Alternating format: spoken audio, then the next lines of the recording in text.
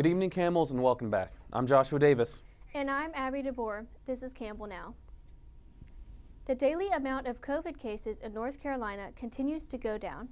Despite a significant decrease in COVID cases over the past 7 weeks, North Carolina is still one of the worst places in the U.S. for new cases.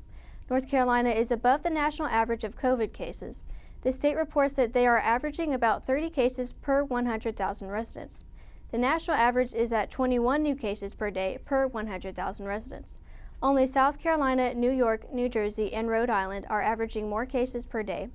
On Sunday, North Carolina reported a little over 2,500 new cases, with over 1,600 being treated in hospitals. The nation reached a sad milestone this weekend with regards to the virus.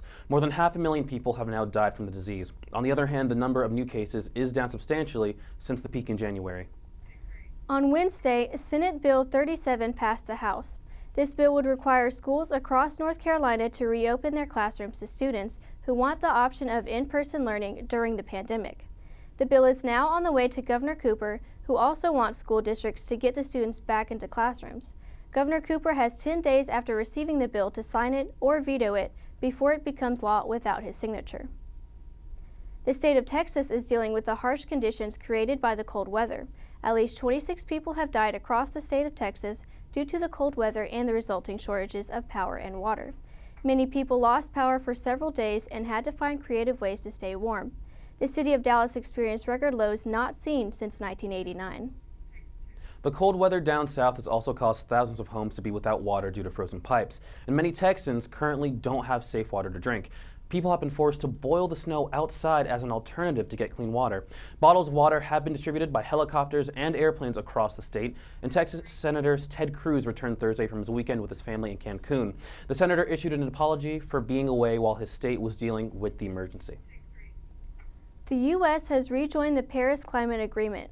The agreement was created between the U.S. and European nations during President Obama's second term before President Trump walked away from the agreement. Now that the U.S. is back in, we'll have some catching up to do in order to meet our commitments to cut carbon emissions. President Biden signed an executive order returning the U.S. to the accord soon after he took office. Bitcoin stock is now worth around $54,000 a share. This is the first time it's ever been worth that much. The digital currency was created in 2009 after the global financial crisis. And last week, Tesla made a substantial investment in Bitcoin and agreed to take Bitcoin as payment for its cars. Other major investors such as JP Morgan, Goldman Sachs, and Morgan Stanley are seriously looking at Bitcoin in the future of cryptocurrency. Additionally, companies like PayPal and MasterCard have made significant moves to support cryptocurrencies. A large boom shook United Flight 328 Saturday morning shortly after takeoff from Denver. Passengers reported a loud sound coming from the right engine before it erupted into flames. Pilots quickly delivered a mayday call and returned to the airport safely. The remains of the airplane fell from thousands of feet from the sky into populated areas. Miraculously, there were no reports of any injuries to those on the flight and on the ground. SpaceX has successfully launched 60 Starlink satellites into orbit. The Starlink satellites offer high-speed, low-latency broadband internet, and SpaceX plans to have near global coverage of the world in 2021. Despite the successful launch, the Falcon 9 rocket that was used failed to stick its landing on a platform located in the ocean. We'll take a short break now, and Madison and Drew will be back in a moment with sports.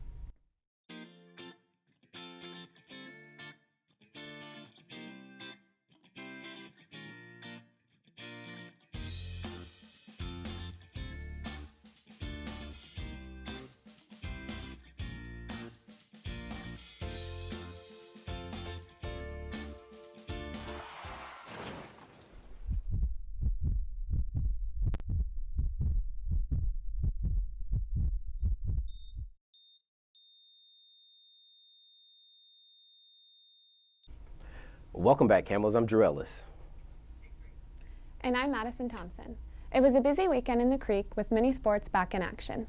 Sporting events were being held all over campus. The Campbells saw some big wins, with women's soccer winning in overtime against UNC Asheville this past Sunday in their first conference game. Softball swept its doubleheader on the final day of their invitational, defeating Mount St. Mary's and NC Central. Women's golf finished 10th after 18 holes in Gainesville. Finally, Campbell Track and Field had an impressive weekend in Virginia, with 3 out of 4 competing athletes earning podium finishes.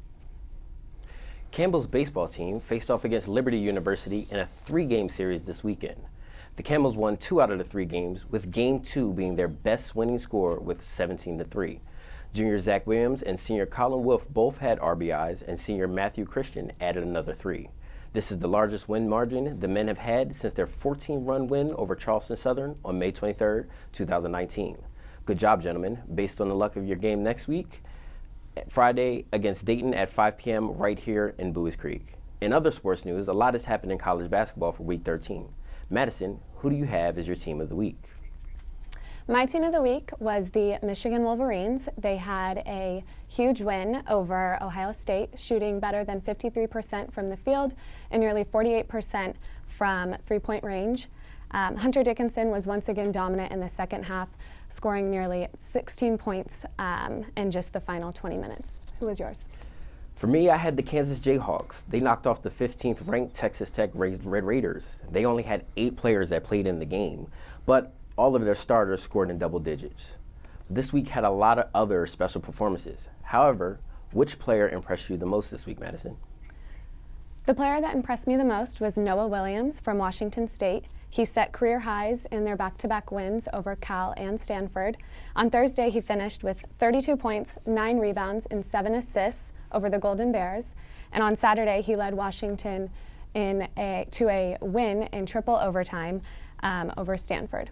Who was yours? I had Iowa senior Luke Garza. He scored 23 points and 11 rebounds the other night, but the highlight of his night was he became the all-time leading scorer for the Iowa Hawkeyes with 2,118 points.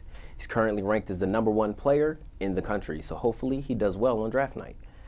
But with Week 13 all wrapped up, which matchup most excites you for next week? I think the game that most excites me for next week is the Iowa-Michigan game. The game was moved up a week. Iowa is currently ranked number 9, and Michigan is currently ranked number 3. So you have 2 top 10 teams competing against each other, so I think it'll be a really fun battle to watch. For me, I have Villanova going against St. Joseph University. Both of them are teams from my hometown, but I would love to see Villanova pull off and get ranked higher in the season. They are led by sophomore forward Jeremiah Robinson Earl, who is averaging 7.5 assists per game, along with 15.7 points. So best of luck to them, and I hope they do well this upcoming week. Well, that's all the time we have today. Thank you for joining us on Campbell Now. Check us out on social media at Campbell CUTV. Be sure to leave us a like, comment, and share what you think about today's topics. We hope to see you next week. And until then, I'm Madison Thompson. And I'm Drew Ellis. This is Campbell Now.